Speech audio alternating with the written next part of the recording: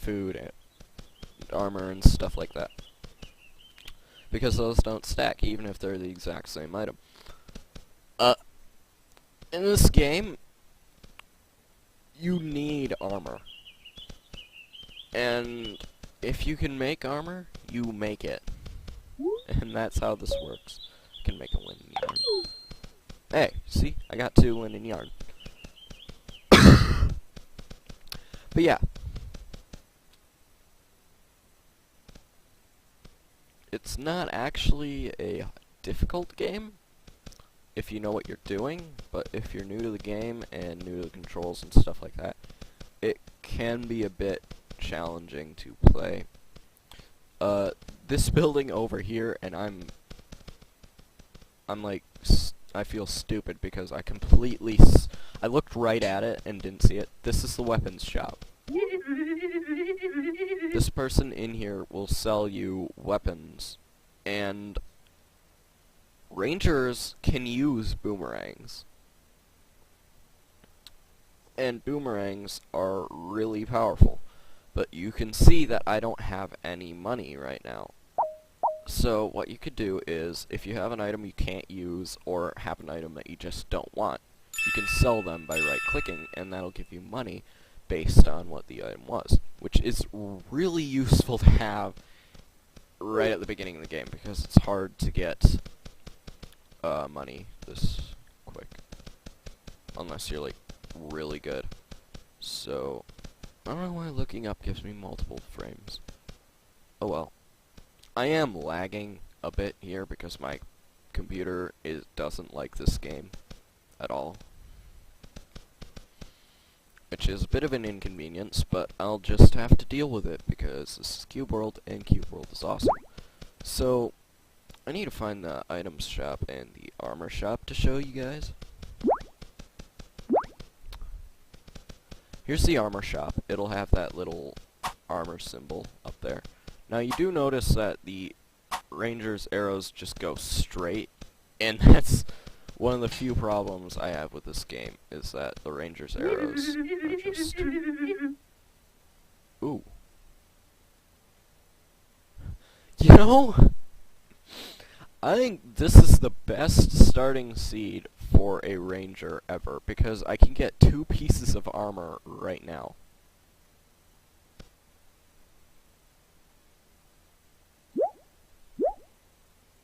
And I definitely will.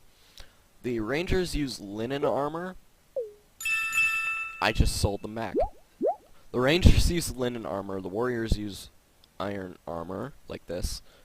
The rogues use cotton armor, and the mages use silk armor. Which, I like how they all have different armor.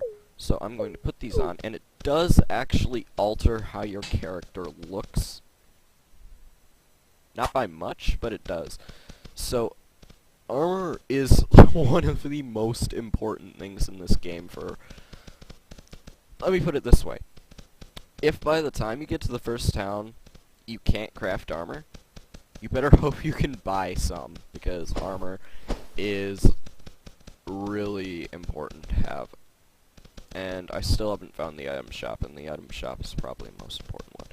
So, if you're having trouble finding a certain building, you can zoom in on the map and see all of the symbols. These are inns, the ones that say inn. That little magnifying glass is the identifier. The sword, that you can barely see behind the name, is the weapons shop. The armor is the armor shop, and I can actually see it now. That little potion symbol is the item shop. I'm pressing E. And I'm blind because it's literally right here. I should have been able to see that. I mean, seriously. So, the item shop, I always... you're gonna notice that they set... Oh. There are different levels of lamps, and the more rare the lamp is, the more light it gives off. So I am definitely going to equip that. So now I have a blue lamp, which is pretty rare. They always sell glass flasks, a type of lamp, another type of lamp if they sell a rare one, a wood hang glider, a wood boat, and one type of pet food, and then it goes on to sell like bombs and recipes and stuff like that, which may or may not. Rogue armor. which may or may not be good for you. So, I'm going to actually buy the chocolate donut because it's a type of pet food, and I do actually know what pet it goes to. I always seem to get the chocolate donut first, which is honestly pretty cool, because there's a lot of different pets you can get, and I always get a very simple one, stuff like that.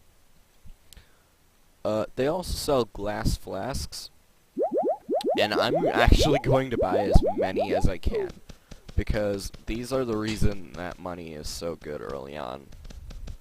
It's because they're also actually the reason why heart flowers are so good. It's because these are the way you make potions. Now, you do actually need to know how to open up your crafting menu.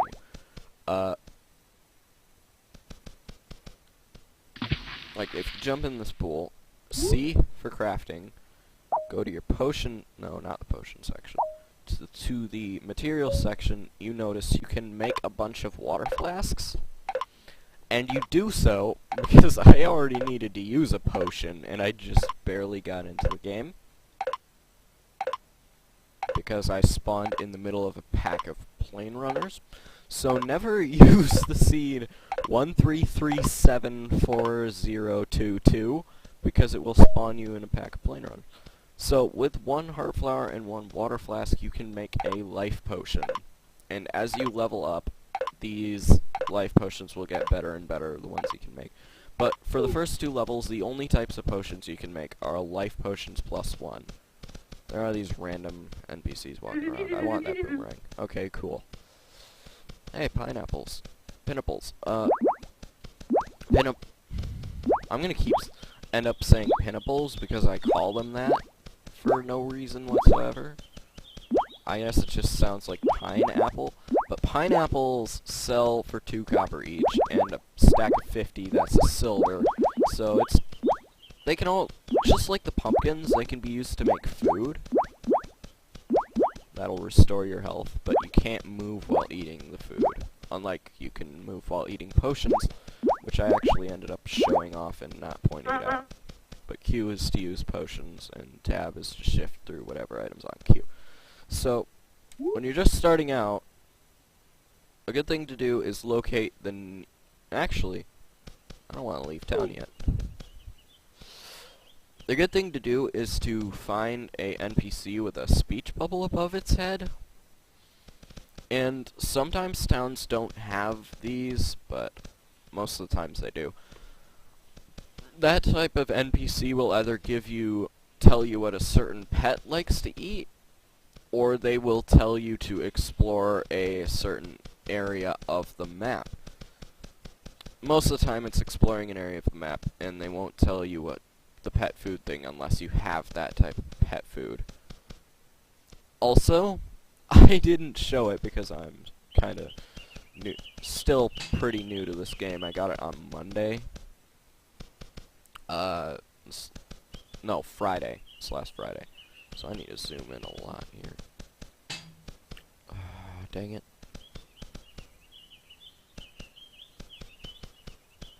You can take fall damage, so don't think you're like invincible or anything, because it's actually really easy to die in this game. Oh my god. I'm actually not sure if there are any beds in this town, because normally you would have found one by now just by walking in and out of buildings. Probably this house. Yeah, here we go. Sleeping restores your health, and your character learn to talk. And your character sleeps facing down because they can't close their eyes. For some odd reason, the ranger seems to start with the most health. I'm going to need to tell Wally that then. Yeah. What kind of name is that? Okay, so this is like telling you what cats like to eat, and they like candy, so that's a big help. Considering I don't have any candy, the reason that there wasn't a speech bubble above that person's head was because I did not have the food. If I had a piece of candy, it would tell me what type of food the person liked, what type of animal liked the food I was carrying. I do have one type of pet food, and that's the chocolate donut. But for now, I guess I'm just going to go to a dungeon, because there's not really much I can do. So, it looks like the nearest dungeon is that one. You can move around the map by using the middle mouse button. So, I'm going to just start walking this way, and I will cut until I find something interesting, because walking in this game isn't that fun. You can get faster ways of travel later on, but when you just start the game, walking is the most boring thing ever. Let me put it that way. So I'm going to cut until something interesting happens.